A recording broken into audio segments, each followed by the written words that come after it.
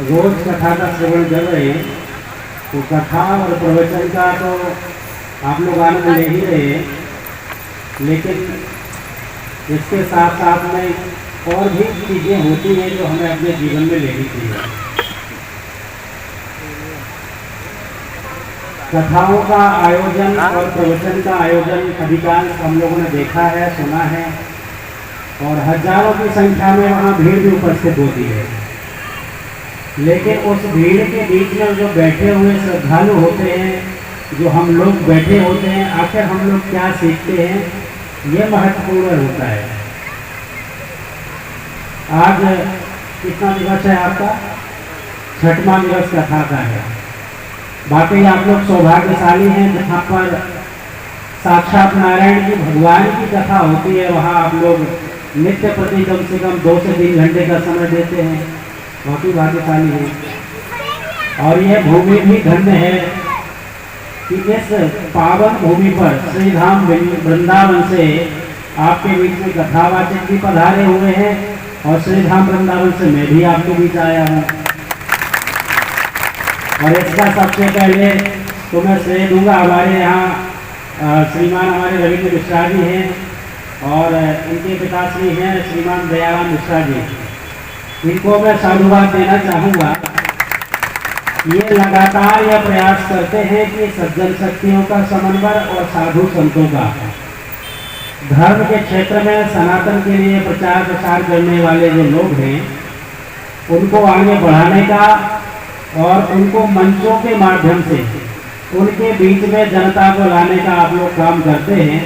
ऐसे बहुत से उदाहरण हमने देखे हैं।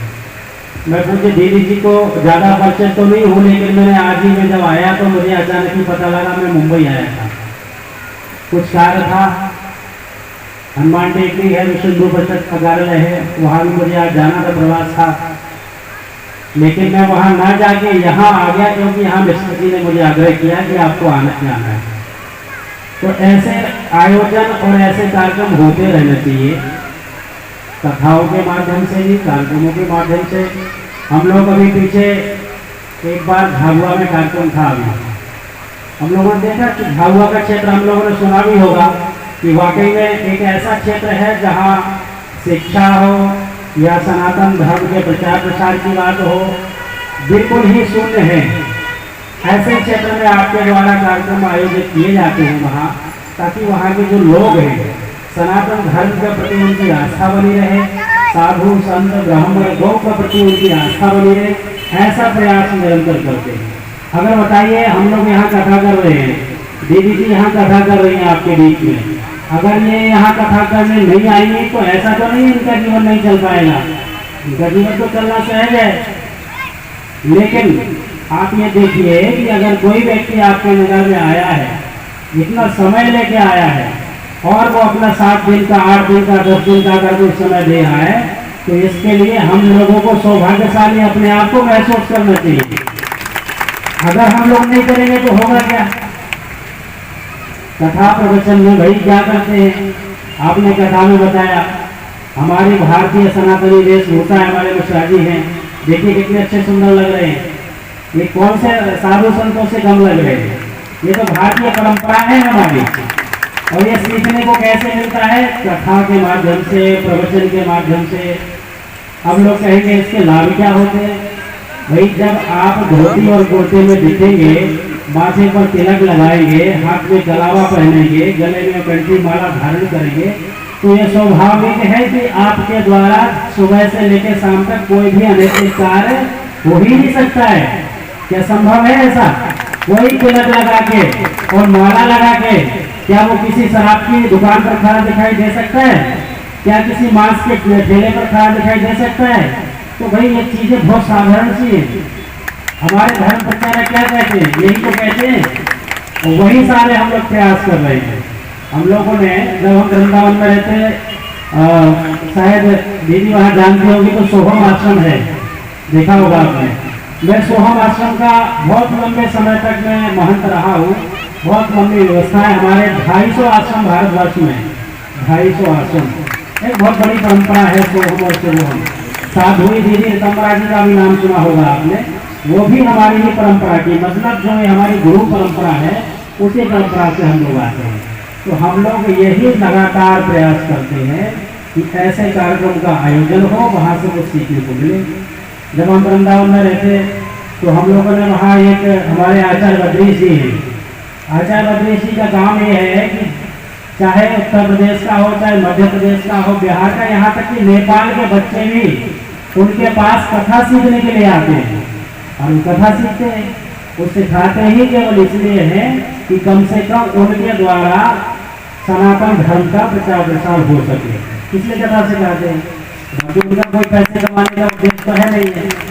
तो धर्माचार्यों का काम हमेशा यही होता है कि वो अच्छे कामों में लगे रहते हैं, और चाहे वो गौ माता की सेवा का हो, चाहे साधु की सेवा का हो, चाहे ब्राह्मण की सेवा का हो। अब देखो, प्रत्यक्ष इस धरती पर गौ माता की सेवा करने का हमें प्रमाण मिलता है, और हमारे चाहे वो ऋषि परंपरा की बात हो, चाहे ग्रंथों की बात हो, या वर्तमान में आज भी गौ माता की सेवा करके देख ले तो उसको तुरंत फल मिल जाता है। मिलता कि नहीं मिलता है? क्योंकि गाय एक ऐसे साक्षात भगवती है, जीवंत भगवती है साक्षात, जिनके द्वारा किसी भी प्रकार का कोई अनैतिक कार्य हो ही नहीं सकता है। इसीलिए कहते हैं ना कि आपका गौ जैसा स्वभाव है आपका, और गौ जैसा स्वभाव तभी बनेगा जब हम धर्माचार्यों के संपर्क में आएंगे। तो हमें लगातार ये प्रयास करना चाहिए, और हम लोग तो लगातार प्रयासरत हैं। यहाँ माताएं बैठी हैं, पढ़े लिखे बच्चे भी बैठे हैं जो पढ़ाई कर रहे हैं। हम लोग एक विशेष प्रयास कर रहे हैं कि वर्तमान में हमारे जमीन का भूजल गर्भ स्थिति है बिल्कुल ही बिगड़ चुकी है, बिल्कुल बिगड़ चुकी है। और हम लोग देखेंगे कि कई हैंडपंपों का पानी पीने लायक नहीं बचा है, आरओ के अलावा कोई पानी पीता ही नहीं है। कारण उसका ये रहा कि हमने अपने पुराने सरोवरों को खत्म कर दिया, तालाबों को खत्म कर दिया, नदियों को खत्म कर दिया। उदाहरण के तौर पे आप देखिए कि वृंदावन में भगवान श्री कृष्ण भगवान की पटरानी यमुना जी है, और यमुना जी की आज दुर्दशा कितनी है कि अगर कोई चार आचमन कर लेगा तो वो बीमार हो जाएगा। इसमें आपकी श्रद्धा को ठेस पहुंचने की जरूरत नहीं है। आप देखिए ना वृंदावन में कौन पानी पी सकता है यमुना जी का। तो नदियां दूषित हो गई हैं। अगर अभी भी हम लोगों ने यमुना जी को देख के और अन्य नदियों को, जलाशयों को बचाने का प्रयास नहीं किया तो ये हमारी सबसे बड़ी मूर्खता होगी, और इसका परिणाम 1 से 1.5 दशक के अंदर हमारी पीढ़ियों को भुगतना पड़ेगा। पानी तो रहेगा, समुद्र का पानी है, आप पी लो, समुद्र का पानी कैसे पियोगे? शुद्ध जल है, तालाब का है, नदी का है, हैंडपंप का है, झरने का है, ये सब पीना बंद हो गया है, मिल ही नहीं रहा है क्योंकि हमने संरक्षण नहीं किया है। ऐसे हम लोगों को ये प्रयास करने हैं, और जंगलों को बचाने का प्रयास करना है। वृक्षारोपण अधिक से अधिक करें, वृक्षों को बचाएं। अगर हमारी प्रकृति सुरक्षित रहेगी और प्रदूषण से मुक्त रहेगी तो हम भी रहेंगे, बिल्कुल शुद्ध रहेंगे। अभी आप लोगों ने 6वें दिन में बहुत कुछ सुन लिया होगा कथा में। मैं कथा प्रवचन की बात तो इसलिए भी कर रहा हूँ क्योंकि आप लोग सुन ही रहे हैं। इसमें भी आप देखिए कि हम लोग लगातार कथा प्रवचन सुन रहे हैं। यह एक छोटी सी बात, यह शरीर किस चीज से बना हुआ है? ये हमारा पंच तत्व से बना हुआ। स्वाभाविक है हम बैठे यहाँ पंडाल में रहेंगे, चिंतन कहीं और का चलेगा। व्यासपीठ से प्रवचन आपको सुनाए जाएंगे, आपको आपकी कुरीतियों को खत्म करने के लिए, आपको सही दिशा में लाने के लिए, लेकिन आपका चिंतन कहाँ का होगा? बाहर का चिंतन होगा। क्यों? उसका कारण ये है हमारी प्रकृति दूषित हो चुकी है और हम उसको सुरक्षित बनाने का काम करना है, जगत को बचाने का काम आपका फोन बज रहा है। यही हमें प्रयास करना है। बाकी तो सनातन धर्म के लिए व्यासपीठों के माध्यम से, साधु संतों के माध्यम से अनेक कार्य हो रहे हैं। हर व्यक्ति को संकल्प लेना है, बिल्कुल भी कोई मत सोचना यहाँ संख्या कम नहीं है। ये बहुत अच्छी संख्या में आप लोग बैठे हुए हैं। कम से कम भगवान की शरण में आप 3 घंटे नित्य प्रति बैठते हैं, और आप भले ही कथा को न समझ पाए, भले ही भगवान की वाणी को न समझ पाए, लेकिन कम से कम इस 3 घंटे के अंदर आपके मन, वचन और शरीर से किसी भी प्रकार का कोई गलत कार्य नहीं हो सकता। इसलिए ज्यादा से ज्यादा संख्या में लोगों को यही प्रयास करना चाहिए कि धार्मिक आयोजनों में सम्मिलित हो, आए, कथाओं का आयोजन करवाएं। आज छोटा पंडाल लगाए, कल और बड़ा पंडाल लगा के कथा करवाएं। ऐसे प्रयास करना है हम सबको। तो मैं तो पुनः हमारे रविंद्र मिश्रा जी हैं, दयाराम मिश्रा जी हैं, राष्ट्रीय मानवाधिकार एवं महिला बाल विकास आयोग को बहुत बहुत साधुवाद दूंगा लगातार 10-12 वर्षों से हम लोग संपर्क में हैं, ऐसे कामों में लगे रहते हैं। यही हमारा संदेश है कि संकल्प हमें जरूर लेना है। अगर हम वृक्षों की पूजा करते हैं और इनको पूजते हैं तो इनको बचाने का भी हमें काम करना है। अच्छा देखिए कितनी खुशी की बात है, मेरा जीवन, एक बार बता दूं, आपने मुझसे कोई बड़ाई नहीं करता, जो करता है तो खैर बोला गया, लेकिन मैं कह रहा हूँ ये मुझे कोई इसमें अहंकार की बात नहीं है। मेरे पास सिर्फ एक जोड़ी वस्त्र होते हैं जो ये मैं पहने हूँ, इसके अलावा दूसरे वस्त्र नहीं है। मैंने अपनी जिंदगी में करोड़ों की संपत्ति का त्याग करके केवल मात्र वर्ष भर में 4 से 5 हजार किलोमीटर की पद यात्रा करता हूँ और उस पद यात्रा में सिर्फ समाज को ये कहता हूँ कि जल का और पर्यावरण का संरक्षण करो। ऐसे हमारे बीच में गायत्री परिवार तो बहुत अच्छा कार्य करता है, और गायत्री परिवार अगर नहीं होता तो आज हम लोग जो देख रहे हैं वो किसी दूसरे धर्म में जाके सम्मिलित हो चुके होते। अगर सदग्रस्त का जीवन अगर जीने की कला किसी को आ गई तो वो जीवन में अपने ग्रस्त धर्म में भी शांति ही है। ऐसा गायत्री परिवार है। यज्ञ के माध्यम से प्रकृति को शुद्ध करते हैं, पर्यावरण को शुद्ध करते हैं, वृक्ष लगाते हैं, बहुत सारे आयोजन होते हैं। ऐसी और भी संस्थाएं जो काम करती हैं।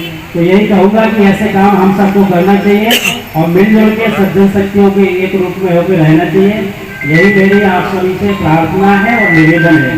मैं कोई प्रवचन नहीं करता हूँ, मैं तो फकीर हूँ, सड़क पर चलता फिरता हूँ, भगवान ने सौभाग्य दिया है, अपनी ऊर्जा का सही प्रयोग करता हूँ और लोगों को प्रेरित करता हूँ। आने वाली 24 तारीख से मेरी एक और यात्रा है बेतवा जी की, जो मध्य प्रदेश से निकलती है। मैंने यमुना जी की भी पद यात्रा की है, गंगा जी की भी पद यात्रा की है और 4 बार तो पैदल नर्मदा मैया की नंगे पैर परिक्रमा की है, प्लस 3 बार और की है। नदियाँ ही मेरे लिए साक्षात भगवती है, गौ माता साक्षात भगवती है, व्यासपीठ साक्षात नारायण है। ऐसा सेवा हम लोगों को करना है, इसलिए हम कहेंगे।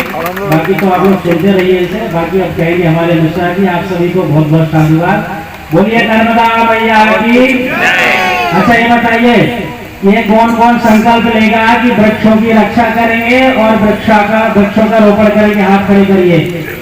हम लोग यहाँ बैठे हुए साक्षात व्यासपीठ के सामने। यहाँ पर देखिए आम का वृक्ष आपके सामने है, भगवती तुलसी जी का भी आपके सामने है। ऐसे हम लोगों के बीच में संकल्प लेने लायक उदाहरण है, तो हम क्यों नहीं संकल्प लेंगे? हम लोग ये संकल्प ले लें कि वृक्षों की रक्षा करनी है, नदी तालाबों की रक्षा करनी है, गौ माता की रक्षा करनी है, तो निश्चित ही हमारे सनातन धर्म में बहुत बड़ी उन्नति होगी। बाकी तो सब चली जाए। बोलिए नर्मदा मैया की, गौ माता की, अपने अपने माता पिता की, व्यासपीठ की। बहुत बहुत धन्यवाद गुरु जी। और बड़े सौभाग्य की बात है कि आपका जो मार्गदर्शन मिला है, मार्गदर्शन सहयोग मिलेंगे और आज कर्ण लेकर जाते हैं हम सब यहाँ से कि घर में कौन तुलसी का प्यारा तो जरूर लगाएंगे। और मैं आपसे महत्वपूर्ण निवेदन करता हूँ कि जिस घर में आप लोग नारियल करते हो, नारियल के वृक्ष निकल जाते हैं, फिर आप कहीं भी उसको छोड़ देते हो या जल में गिरदान कर देते हो। अगर किसी के घर में नारियल का वृक्ष निकला है या आम का वृक्ष निकला हुआ है और आपके पास लगाने की जगह नहीं है, तो आप सुनार जी से मिल लीजिए, मुझसे मिल लीजिए। हम सबके पास में पर्याप्त जगह है जंगल को वन बनाने के लिए, वन को जंगल बनाने के लिए हम तैयार हैं। और हम चाहते हैं कि भविष्य में एक नीम वन बने। तो यहाँ जितने लोग बैठे हैं सब प्रण करिए कि आने वाले 1 महीने के भीतर में हम एक घर से एक नीम का पौधा जरूर लगाएंगे जो आपके जीवन को सुधारेगा।